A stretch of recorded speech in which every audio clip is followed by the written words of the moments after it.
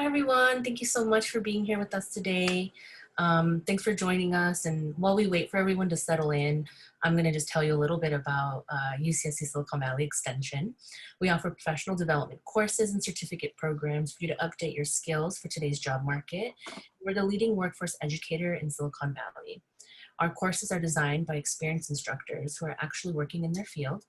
We serve new college graduates needing practical skills, people in the workforce looking to update skills or change direction, and lifelong learners interested in studying with industry experts in the heart of Silicon Valley.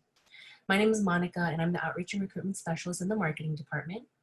Today, we have instructor Craig Harrison, who will be talking about his new course, Advanced Management Communication.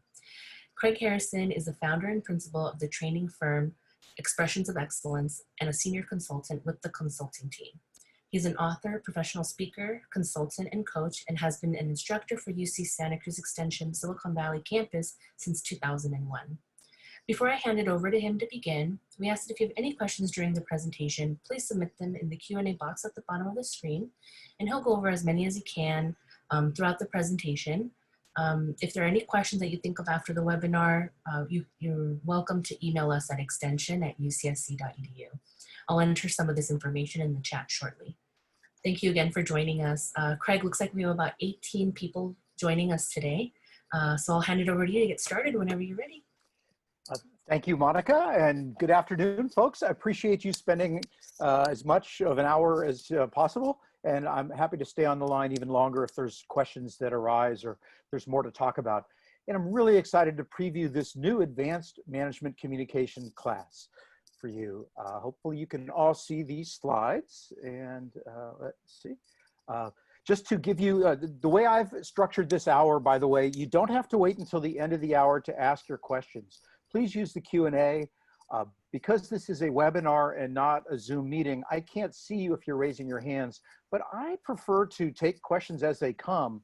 And if it's not apropos or we're about to cover it later, I may express that. But otherwise, I feel like when the urge and the question arises, I want to have the answer for you. So that's what's happening. The way this is structured today, I'm going to spend a few minutes at the top giving you an overview of this class, this 7-week class. It's going to be on Thursday nights starting October 15th on Zoom, the Zoom platform, similar to what we're using tonight, although there'll be more interactivity.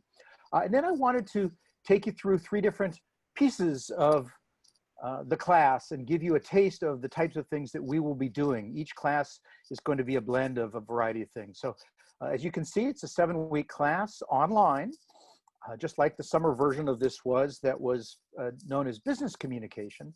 I guess that'll now be the little brother or sister.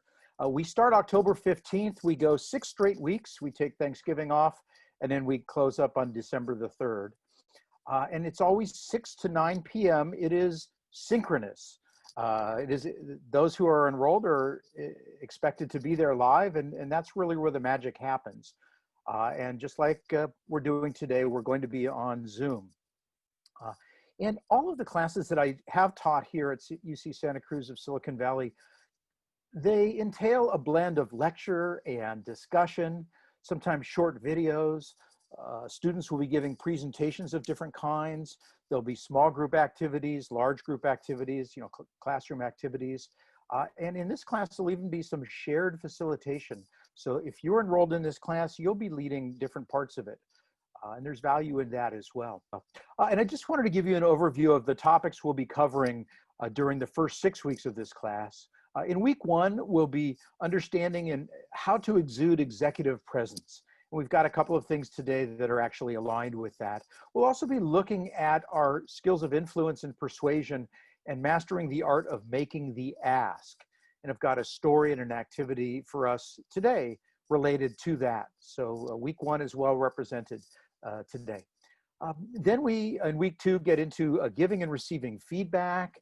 And we'll be drawing on a wonderful book called Thanks for the Feedback. And we've got a series of activities and different ways of looking at giving and receiving feedback and how to evaluate what we're receiving and how best to give sometimes critical feedback. We'll also be looking at our own blind spots and how to uncover and address them. And this is very useful in management for whether you're a new manager, supervisor, a leader at any level. Very important. Week 3, we'll be looking at how to employ diplomacy, tact, and etiquette in today's business environment. Also, how we engender trust in our work relationships, ways of cultivating a culture of trust and building trust through a variety of different techniques. And that's week 3. Then week 4, we'll be looking deeper at workplace cultures and understanding them, and we'll be taking advantage of our querying skills and our ability to ask a variety of different kinds of questions to build trust, to develop rapport, to uncover unmet needs, and a lot of other things. And we'll be looking at some advanced listening techniques. And I've got something today that's going to touch on that. Also in week 4, we'll be looking at the power of storytelling to not only bridge generations, but to also bridge cultures and to establish a deeper connection with the people that we lead and the people that we work with. And for so many of us, we may have as many as 5 generations in our environment. And so it offers challenges, but also opportunities. And it's really exciting when you can feature and value each generation and they can support each other and bring great understanding to what the team is doing. Next up, we look at the roles that you play as a manager as both coach and mentor. We'll be looking at the mentor-mentee relationship and the responsibilities of each. And you know, you'll be sharing your own stories. You'll be doing some of your own research in each of these topics. You'll be actually creating your own story, a workplace story, a business story. Maybe it's a cautionary tale or a creation story of how a department or an organization came to be. So these aren't just core dumps of information. You'll be actively participating in your learning and helping the class learn from you and your experiences as well. And then finally, in week 6, we'll be looking at conflict, how to deal with it both in writing and also in dialogue. And so in a nutshell, that's what our 6 weeks will be about. It's more speaking than writing, although you will be scripting some reports and presentations. You'll be conducting an interview of somebody else and presenting your findings. You'll be using some of your own personal stories and professional stories in a business setting for effect. And I just wanted to explain that there's an existing course I've been teaching for a number of years called Business Communication, which is taught in the winter and summer quarters. And in that course, we learn key communication and leadership skills. We do the basics of influence and persuasion skills. The students, they practice prepared speaking and impromptu speaking. So they get experience with both. And of course, they're evaluating each other. And so they're even developing skills of evaluation. They're learning about meeting facilitation skills, whether you're leading a meeting, whether you're facilitating it, or even applying leadership from within your role as a meeting participant. And of course, they'll be doing the basics of listening and storytelling skills. And we focus ultimately on creativity, flexibility, and adaptability in the moment. Now, the new class, conversely, as you've just seen, are really 21st century skills to lead and manage a diverse workforce. So again, these same things, enhancing your executive presence, how you show up in writing, as well as physically or even virtually these days, because everything we do, it seems, is virtual. So we'll certainly be looking at sharpening recruiting and influence skills. And I've got an activity in a moment where we'll get to hear from you as well. Times that you were recruited effectively, times you weren't, or that you weren't able to seal the deal when you were recruiting somebody. We'll also, again, as I said, talk about giving and receiving feedback, using those storytelling skills, addressing conflict. So that's the contrast of the 2 different courses. We've said the first one's a prerequisite, but if you have experience already managing, my sense is you don't have to have taken this first class, and we'll find a spot for you in our class. No doubt about it. So please just know that that's the option. And indeed, it is October 15th. I had the wrong dates. That's when this starts. All right. Well, Monica at this time is going to share a poll question so that for those of you on the line, so to speak, we'd just like to know, given the current pandemic and the sheltering at home and so much of what's going on, the wildfires and the racial divisions and just so much happening, political season, just like you to take a moment and you can select up to 3 of these different options, but just kind of curious what's happening for you right now in your role. Are your biggest challenges to keep your staff engaged? Is it maintaining your own positive outlook? Maybe it's the stress of managing remote teams suddenly, or just technology challenges that come from everybody working from home and not enough resources and slow bandwidth and whatnot. Just the basic loss of productivity, that everything takes longer and people aren't as, well, yeah, the productivity challenges without our normal resources, things we could do if we were in the office, but we're not. Perhaps it's a lack of responsiveness from others, maybe outside your group, but when you seek information or materials from folks and there's an incredible lag time, it affects everybody down the line. Or just simply avoiding burnout. So it's kind of fun. With this polling feature, you get to see, it's a little bit like a horse race. You get to see who's in the lead and which topics are gathering concordance or assent. And I think that one of the interesting things to note is that we're all experiencing a variety of these things. Sometimes in isolation, we forget that everybody's struggling. I took my mother to the hospital yesterday and she confided in a physician that she's having trouble putting on compression hose and she just hates it. And, the doctor his bedside manner was amazing. And he said, everyone I've ever talked to hates putting on those hoses. They're tough. But he told us about a device we can get that helps. And wow, suddenly mom is wearing them like she should be. But I digress. So as we're just waiting for the last couple of votes to come in, it looks like, lack of responsiveness from others is really tough.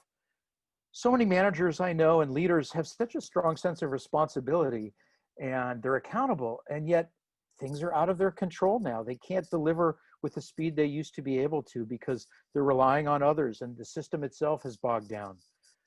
I wanted to send a birthday card to arrive in time for somebody and I waited to the last minute. I don't know if it helped or not, but on the envelope I wrote, please deliver swiftly. This is not a ballot. For me, humor is sometimes the only way to deal with the frustration, but I mean, even the mail is slower now. And hopefully that will improve in a month or so. But anyway, all right, I think, Monica, we can probably close the poll. I'm guessing the last 4 people, either they want to be tiebreakers or they're multitasking. So I think I'm going to go ahead and share the results. And then just, if we can unmute people, I'd just like to hear from folks if there's anything that wasn't on the list, or just in general, was this list comforting or did it just remind them of additional ways that they were under pressure? So let's see. Now, I'm going to say anything, you can just click raise your hand and then I'll be able to unmute you so that you can participate. It looks like in the Q&A, Mary said getting stuck at the same pay level was one of her. Yeah, I'm gathering everyone's in a holding pattern right now. And it's frustrating, especially if you've waited all year for that raise. So, we feel for you. Absolutely. Yeah, I mean, I was joking with some colleagues. I was in a men's group and some were complaining about being in a relationship. I'm between one, but sometimes the grass is just greener on the other side. But all right, well, let's see. I'm going to go ahead and hit share results. Can they see now? Oh, yes. So I had it shared earlier. Oh, good. Okay, super. So you've been seeing what I've been seeing, and I'm just going to go ahead and take a little screenshot of this so that I can have a sense of what's happening. I'm going to stop the share now, but let's open the. Okay, are there other people who have comments or want to commiserate or feel something should have been on the poll that wasn't? By all means, please do tell. We're here for you. Anything? Something? No one has said anything yet. And okay. Again, if you're wanting to respond, you can click raise hand, and then I can unmute you so that you can say, you can share with us today. Okay, and thank you, Mary Chang. Very good. 7 and 9. Yeah, there it is. Super. All righty. Well, excellent. Want to share with you a little piece of the puzzle of this class from week 1, influence and persuasion for managers. Of course, nobody's social distancing in this photo, so I'm going to have to find some nice images of Zoom windows or the Brady Bunch or tic-tac-toe or something. But anyway, I wanted to talk a little bit and share with you some ideas about how to recruit other people, whether it's to a board or to a kitchen cabinet or for a committee or a team or for a project. And we call this how to make the ask. And I wanted to start by actually just sharing a strange experience I had one time when I took a phone call from somebody whose approach was, I'll just say, different. So I was about ready to shut down for the evening when my phone rang some years ago, and I picked up the phone.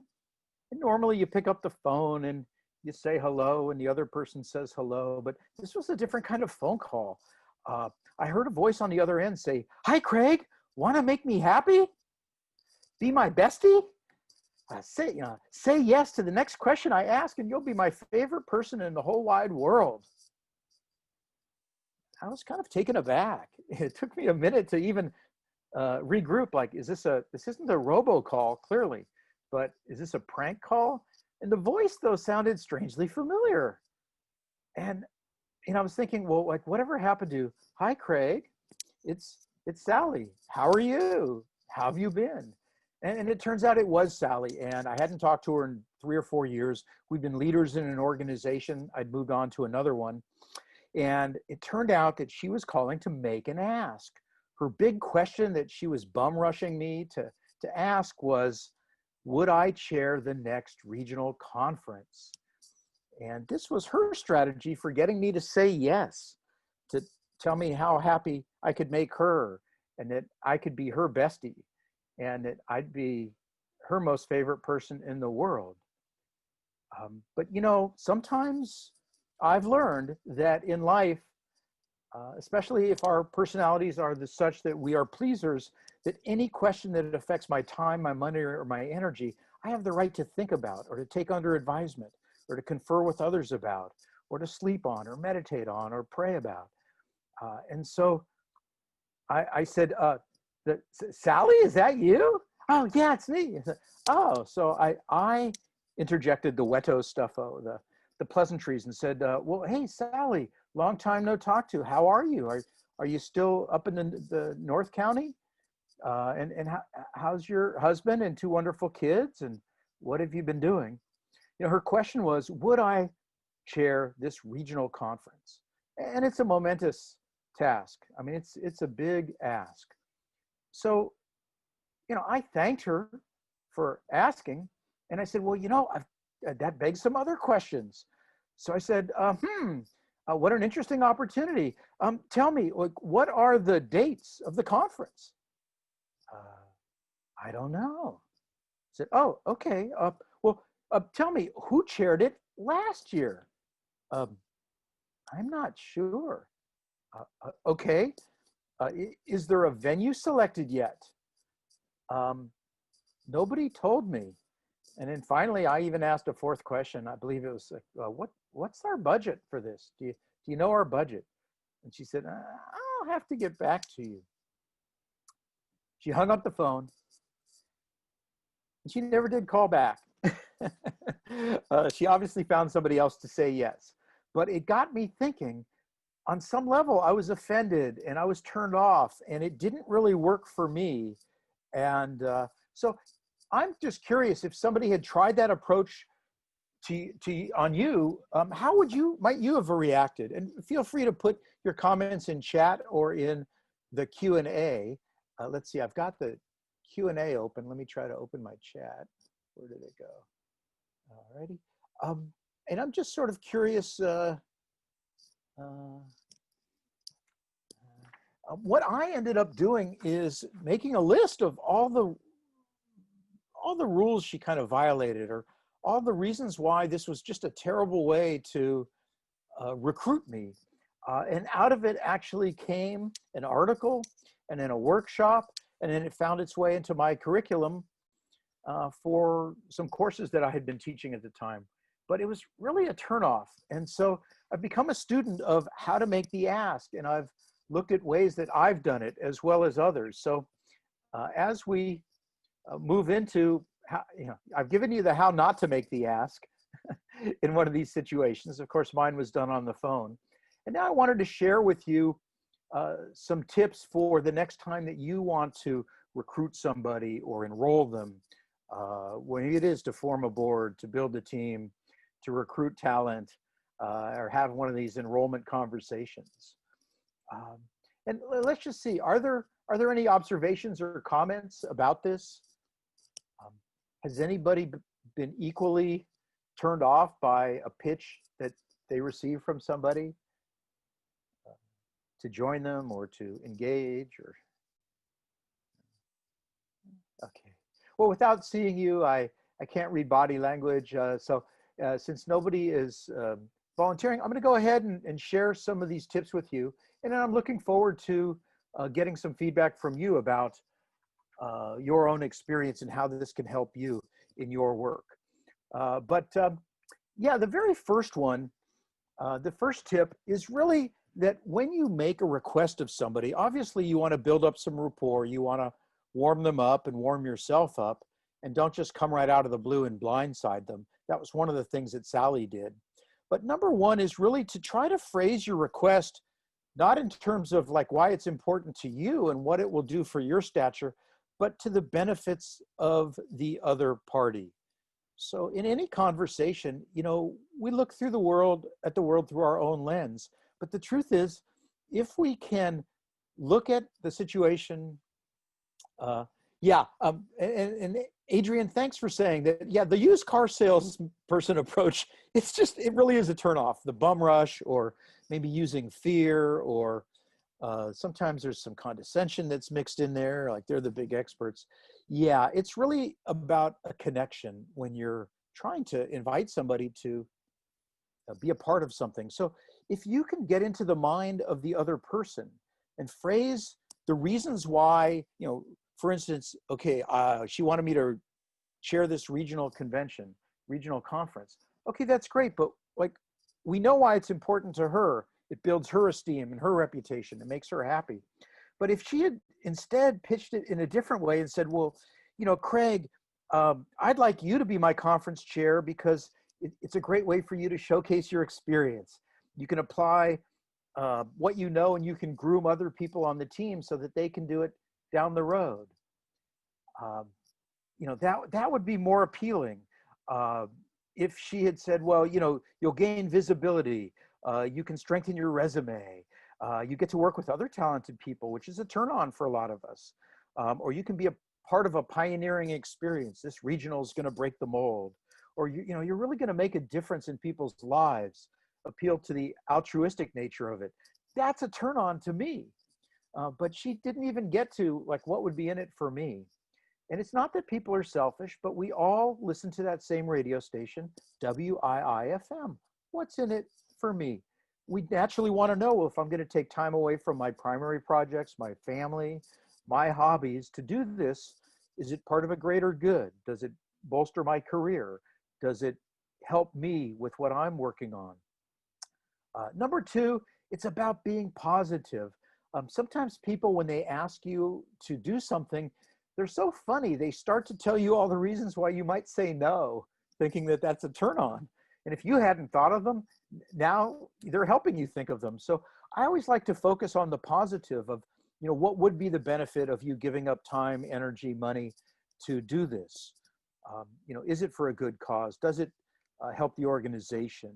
Are these transferable skills? Things like that.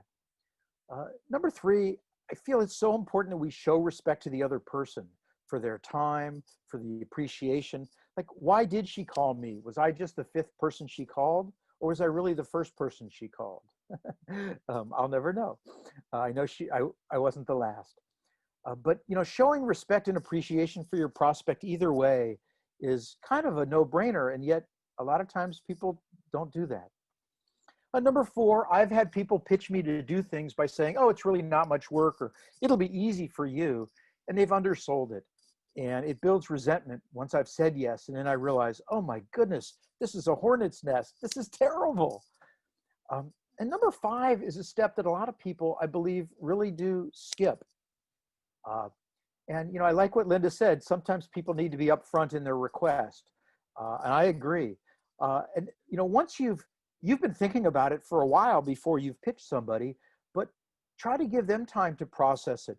Be there to answer their questions and to help them feel it out. So make sure to listen to whatever issues or concerns that they have and express. Maybe it's a tough time in their family or in their own life. Somebody I know just turned 60 and his mother passed away a few days beforehand. And, this friend is in a very vulnerable position, and now he's facing evacuation again because of another firestorm up in wine country. And so, if I were to make an ask, I wouldn't even want to make it at this time, but you really need to get an essence of what's going on in somebody's life before you put a big ask on them. Certainly you can tell them how much fun it would be to work with them, or how much you admire them and respect them, and things of that sort. But anyway, so definitely listening to their concerns is very important. Sometimes they say, well, in the short term, I'm really busy, but after November 1st, I'll have time. And so, work with them on things like that. But it's important to understand, what are their worries? What are their concerns? What are their fears? Because if you understand that, you can decide if it is appropriate as an ask, or maybe there's adjustments you can make. I won't spend as much time on the next 5 because I'd like to open it up for questions.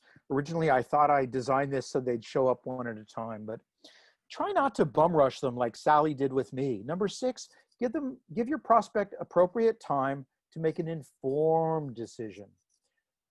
Earlier, somebody mentioned, Adrian, I believe, about the used car approach. And the truth is, nobody wants to experience buyer's remorse. We're so susceptible to saying yes. We're so conditioned to saying yes. And many of us are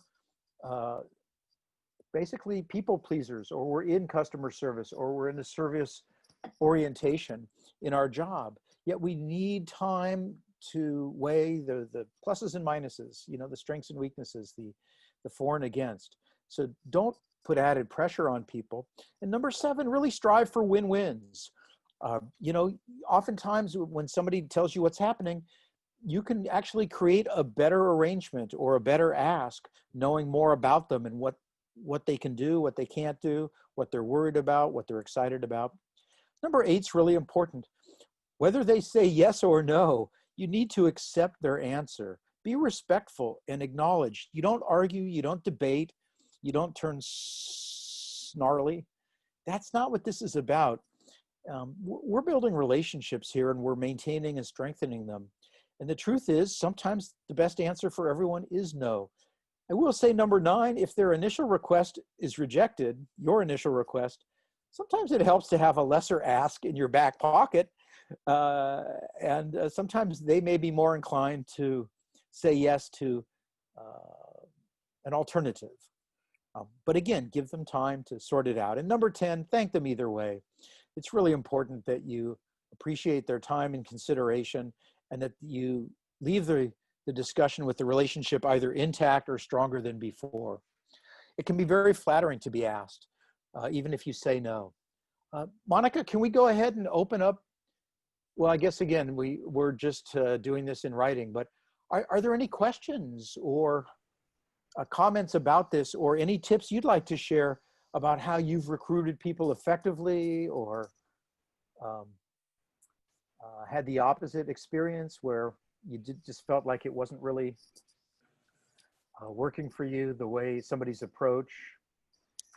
Right, we have one response from Vivian. Okay. It's in the Q&A, and she says, also making sure to have the facts, otherwise you lose credibility. So example, your dates, venue from your story. Yeah, it's incumbent upon us to do some research. And, you know, a lot of times people are going to say, well, who else is on the team? Or what are our deadlines? Or what are the ramifications? Mary, I see your hand is raised. Oh, excellent.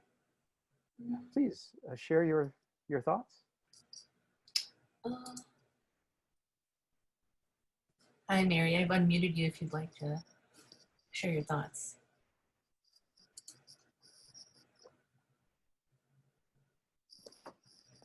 No. Nope. Okay, well, we'll monitor the Q&A, and let's see, I've got so many windows on top of each other, but I think, her mic isn't working. Okay, but maybe her fingers can do the walking and type in the answer. I'm not sure we can unmute her in this version. So we'll look for her question. Okay. I mean, you really don't want to get a yes and then later on somebody have to pull out. That's awkward for everybody. So you just don't want to rush people. But I find people are often flattered when I recruit them for something. And even if it doesn't work out, now they at least know what I value about them or how I respect them or how much I'd like to work with them down the road. I was a writer on a magazine project, and I really admired the woman who was the editorial leader of the team. And years later, I'm back on the project and we needed an article, and I realized she would be the perfect person to write it. So I got to reach out to her, remind her, do you remember me? I was on your team. And I was just so excited to say, we have this need for an article and you were so eminently qualified. I hope you'd consider it. And she was flattered, and it's like we're both feeling good about it. And she has lots of time to do it too. So, okay, well, very good. Let's press on because there is more material to share. And if questions arise, let me know, please. I'm just going to do a time check here. Yeah, okay. Something else that we explore in the advanced management communication class is this concept of listening for the meta message. So I'll talk a little bit about listening, and then I'll redefine a meta message, and then we'll look at some examples, and we'll definitely be looking for your examples as well. So yeah, it's really important that we listen at a deep level, whether we're in one-on-ones with our direct reports, whether we're in meetings, whether we're in annual reviews, or in other environments. Listening is such an underappreciated communication skill, and it holds the key to so much success. Now, there are many levels of listening, as you no doubt know by now. And certainly at the basic level, you know, we're listening to the words spoken and the sentences. And I think, you know, in general, that's our default listening mode. But, you know, sometimes we can listen to the concepts behind the words. And there is this interesting lag time that we as listeners can process information so much quicker than people can speak it. So while people are still speaking and we kind of know where we think they're going, that dead time we can actually use to start thinking to ourselves, what are the concepts behind the words? What's really forming the basis of these words being spoken? Also, too, there's always, on some level, an emotional component to the message. And sometimes we're prone to tuning out the emotion and just focus on the facts. But in certain situations, it's more important to be listening to the emotion than we're actually listening to. I mean, it all counts. And oftentimes the answers to the questions that come up are embedded within the emotional content. But even beyond that, there is something, a deeper form of listening where we listen between the lines for implications. And that's what's often called the message within the message, or the meta message. And so I've been teaching this for years and years in for different clients in the corporate world and for different institutions. It's a really interesting way of deepening our understanding. There's even sometimes in any conversation, and even since it came up earlier in the used car discussion, sometimes we've got to be listening to what isn't being said. There may be some elephant in the room that people are totally ignoring. So we want to listen to that. You know, is somebody consciously not talking about something? That's always something on our checklist to be contemplating as we're waiting for the person to stop and as we formulate our own response. So having described these, now let's get back to the meta message. And here's a definition of what a meta message is. It's really the inner message that we can either be inferred or implied from the spoken message. So when you read between the lines, you might find a meta message behind what somebody is outwardly saying. Okay, and so I often start with this classic example,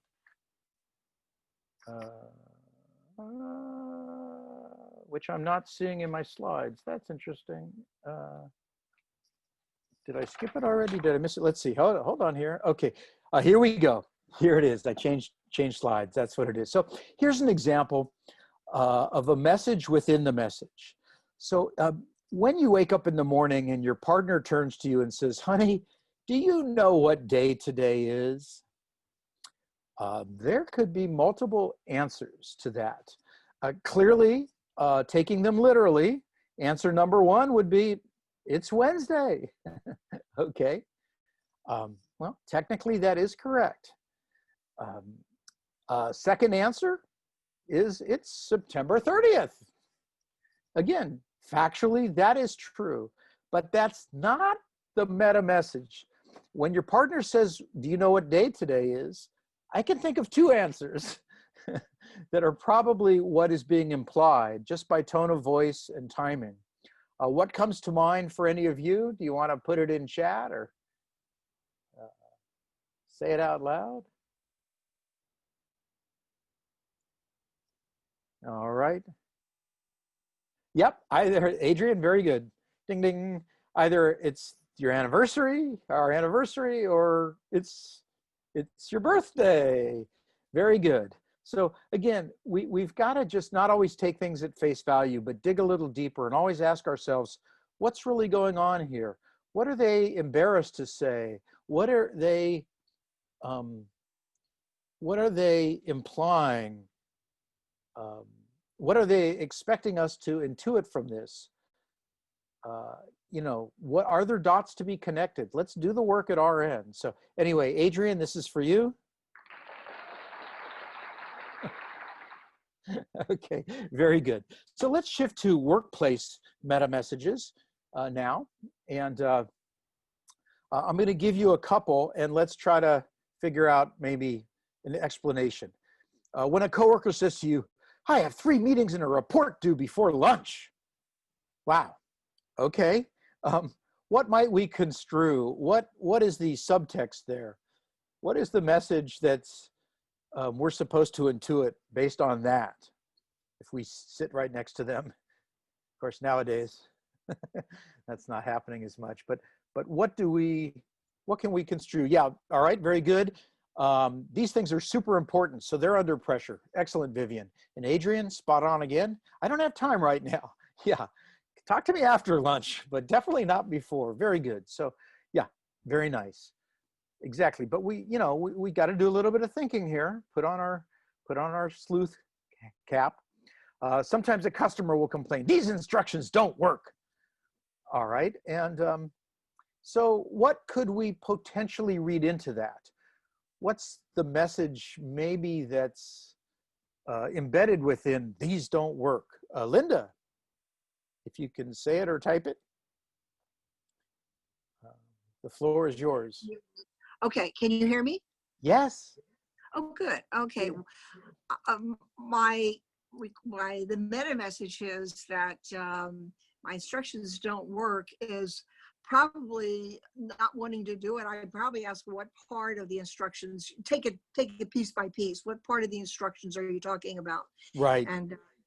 you know, rather than just look at it overall, get down to the nitty gritty. Well, let's take a look at the instructions and see what doesn't work.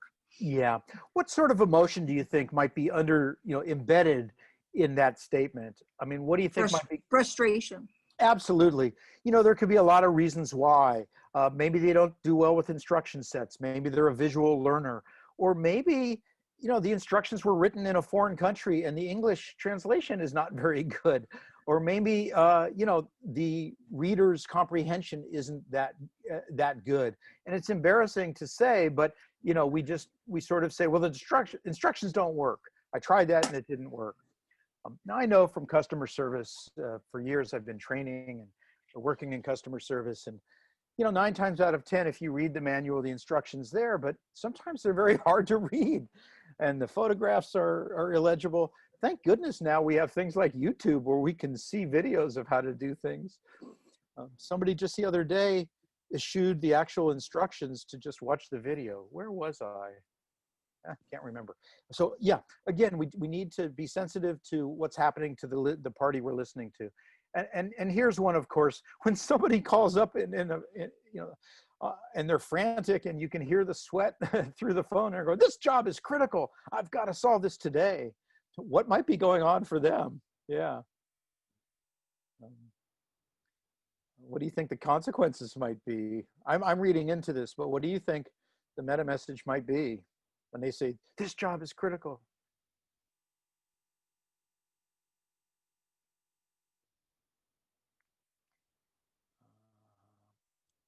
I hear somebody who's frantic, who could be fired or demoted or not get a raise if they don't solve this problem because all eyes are on them. So I'm intuiting that this person's feeling a lot of pressure. And so I'm Overwhelmed. Yeah, absolutely. Yeah, that they're at wit's end. And so I want to use my soothing voice, you know, and be calm and cool and collected. Yeah, so meta messages are a really deeper form of listening, and sometimes they give us great insight into what's really happening, and they help to help us form a solution or a way in which we can, you know, work with the other party. It gives insight into their frame of mind and their fears and their concerns and their limitations and abilities. And then we modify our approach accordingly. And maybe we express some empathy before we solve the problem with them. Or maybe we just commiserate with them or reassure them and let them know they're not alone. Others have felt that way. Yeah. So things like that are really important. Hey, Craig, and then we have a couple of responses in the Q&A, and so I went ahead and unmuted Adrian and Vivian in case you guys wanted to chime in because you've been chatting in the... Right, I've been seeing them and nodding my head, but that doesn't give you the validation you deserve. So please, if you'd like to amplify or expand on anything you've written in the Q&A, yeah, certainly these things are super important and aren't their fault. Yes, I see those. Oh, okay. Oh, I got to scroll. Okay, that's what I need to do. Stress, if not done, major consequences. Yep, Adrian, you nailed it. Did you see my slide deck ahead of time? Very good. Yeah, you're spot on. All right, excellent. Any other comments or questions or shared experiences?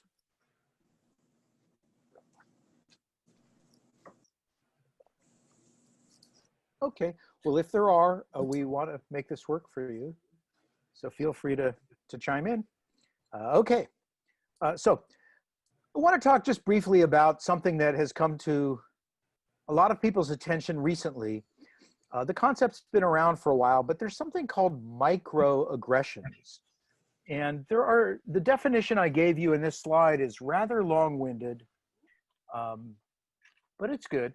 And so, you know, a microaggression is any microaggression. It's a term used for brief and commonplace daily verbal, behavioral, or environmental indignities, whether they're intentional or not, that communicate like hostile, derogatory, or negative prejudicial slights and insults toward a particular group, any group, but often those traditionally marginalized.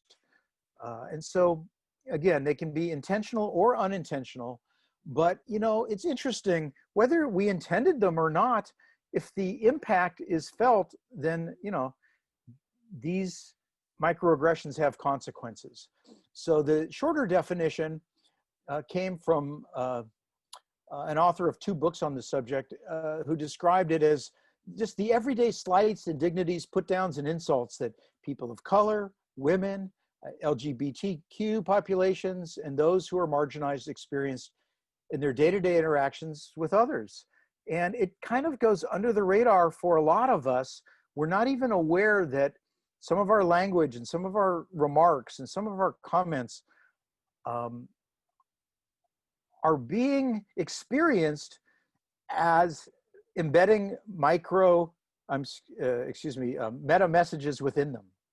So it's sort of an interesting dynamic. You've got the ability to express yourself. Sometimes the receiver hears things that you may or may not have intended, but I'd just like to help you see how others are seeing some of our seemingly innocuous remarks, but how, especially in today's environment, they can be interpreted very differently than intended. So a lot of theory now. Let me actually give an example here. So on the left-hand column of this slide, slide 18, and by the way, we're going to send you the slide deck as a PowerPoint, Adobe Acrobat file. I'm going to list a microaggression here. This is a statement that we often will hear. A person will say to somebody from a minority group, or perhaps an African American, "You're so well spoken." And on its face, it would seem to be a compliment, but sometimes embedded within that statement is a deeper sentiment. And if anyone would like to hazard a guess as to how it might be interpreted by somebody of a minority group, say an African American or an immigrant, "You're so well spoken." Yes, Linda.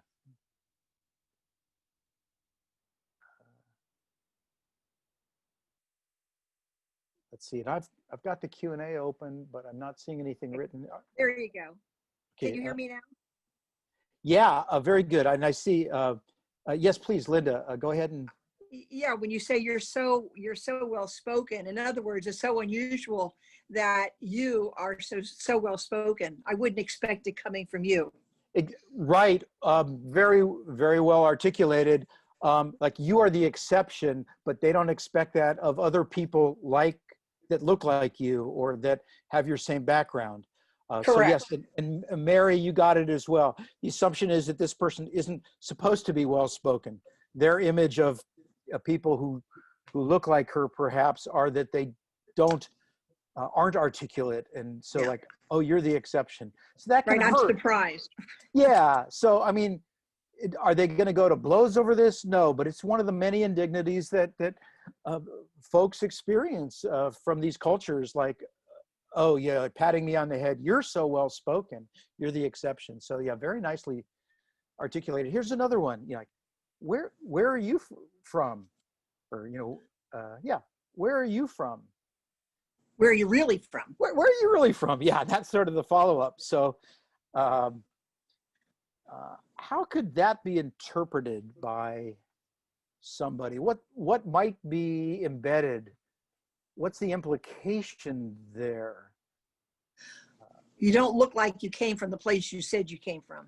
Okay, right. Like you're not from around here, or you're different from everyone else. Like, where are you from? Where are you really from?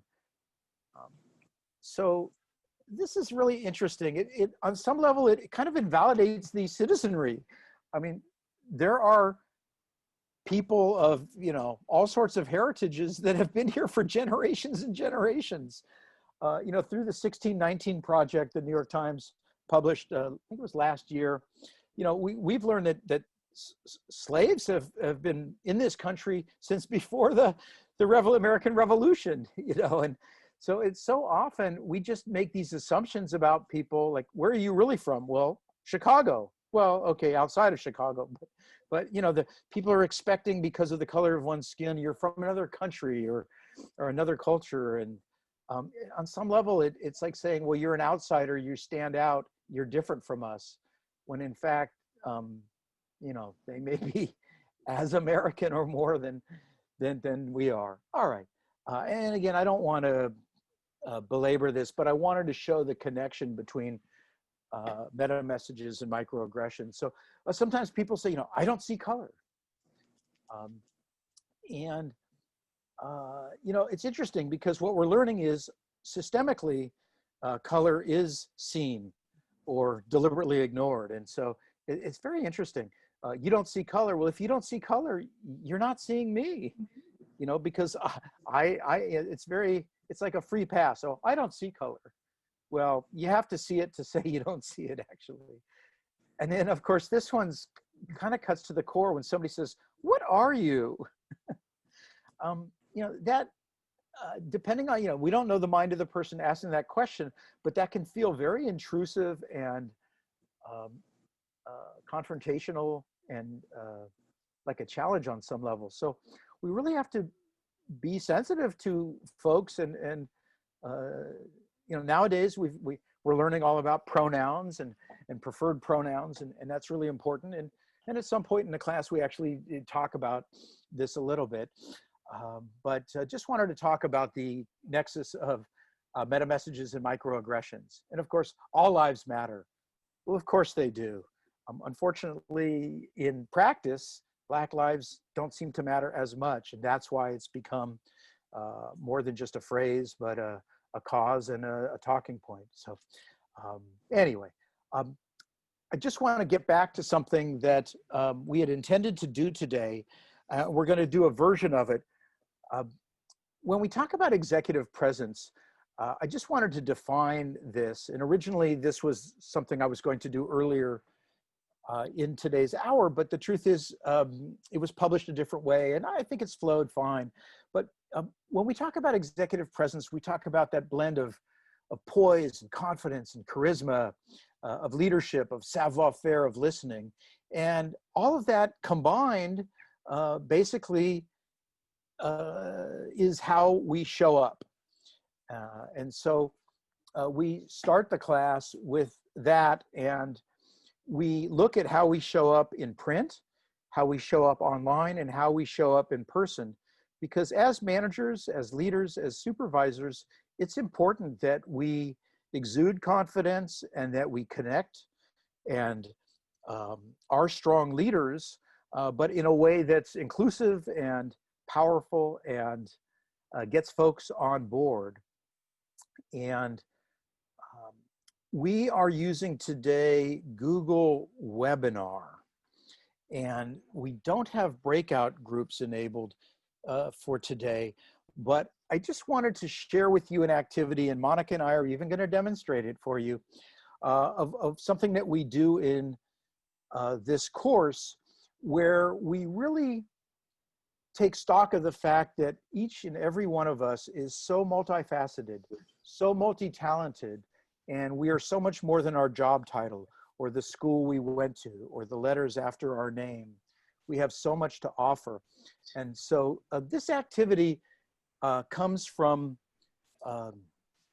Brazil, actually, and an author named Augusto Boal. And it's a wonderful activity. So what we're going to do, Monica and I are going to spend about a minute in a conversation. We're both unmuted. And I'm going to ask her a question. And by the way, there's no right or wrong answer here, but her challenge is to answer the question as expediently as possible without overthinking it. And then I'm going to ask the same question again, and she's going to answer it differently. And I'm just going to ask it repeatedly, and we're going to see what comes up. And then we'll debrief it. So as I turn to the next slide, these are representations of myself on the left and Monica. Now she'll have turnabout. She'll be able to do the same for me in a moment. But we're just going to go maybe a minute. It might be too long, but I just want to ask Monica, and she's already consented to engage. Monica, who are you? I am the outreach and recruitment specialist. Okay, and Monica, who are you?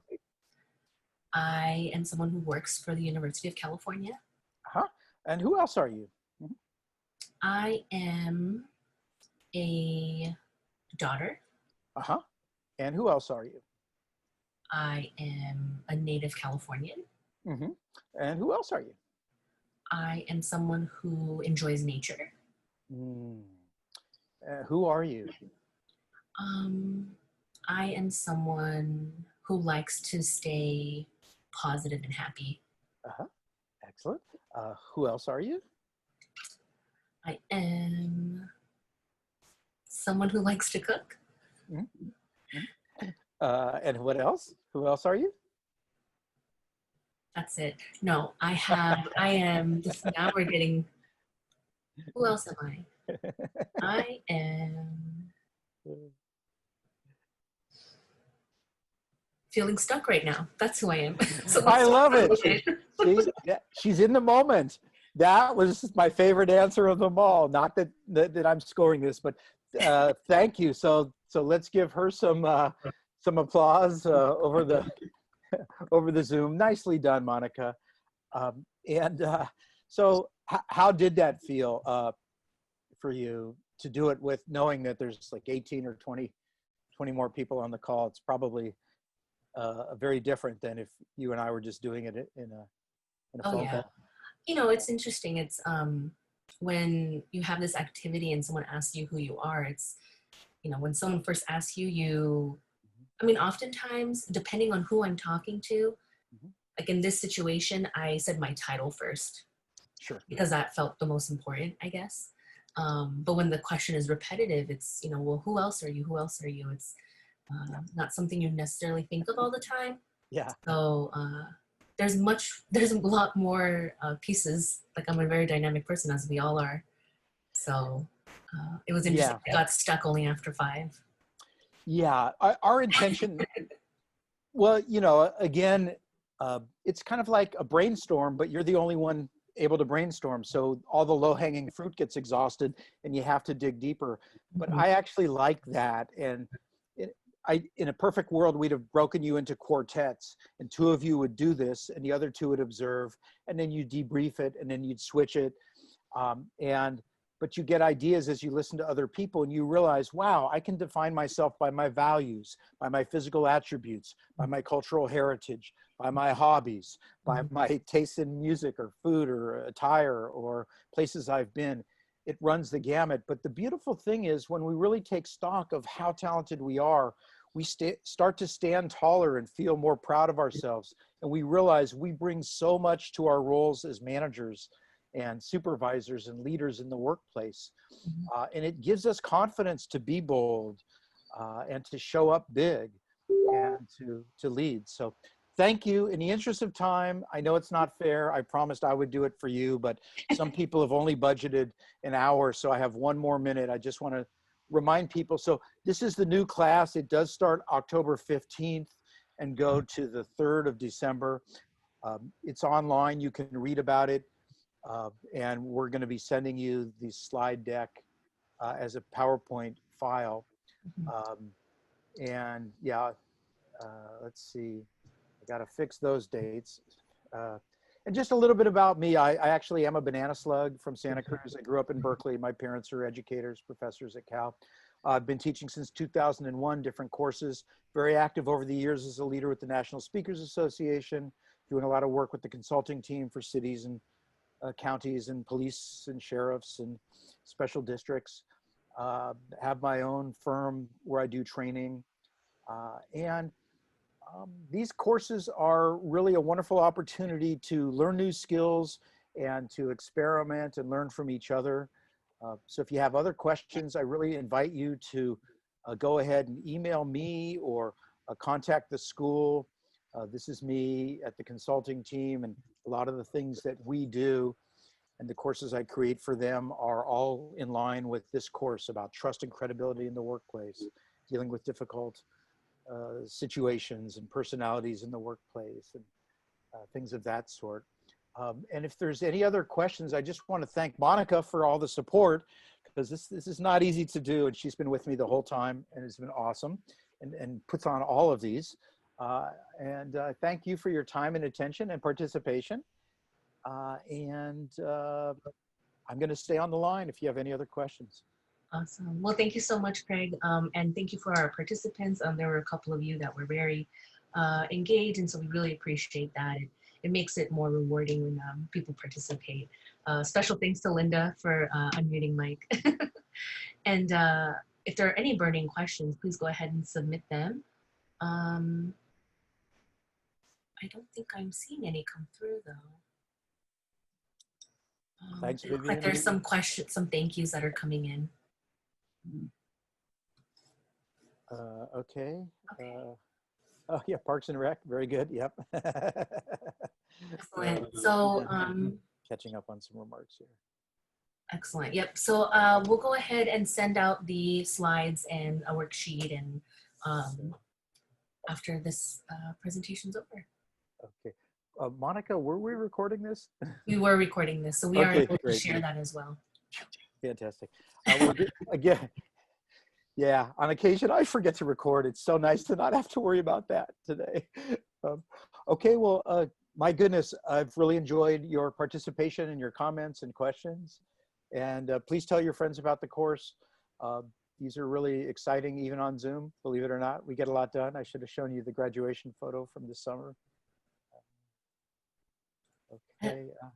All right, excellent. So there are no questions coming in. They're mostly just thank yous, and we really appreciate you all in, joining us, and we really hope to see you in Craig's class. This was just a little sneak peek of what you'll experience. So we hope you join us, and for those of you that are new, we do have webinars every Wednesday, so just check out our homepage and you can see the next webinar. We have various topics from all our different portfolios and specializations. And check back because oftentimes we'll also have discounts for some of our courses. So if you have any questions, you can email us at extension@ucsc.edu, and we can also direct those questions to Craig. Thank you again, Craig, and thank you, everybody. Thank you, Monica. Bye, folks.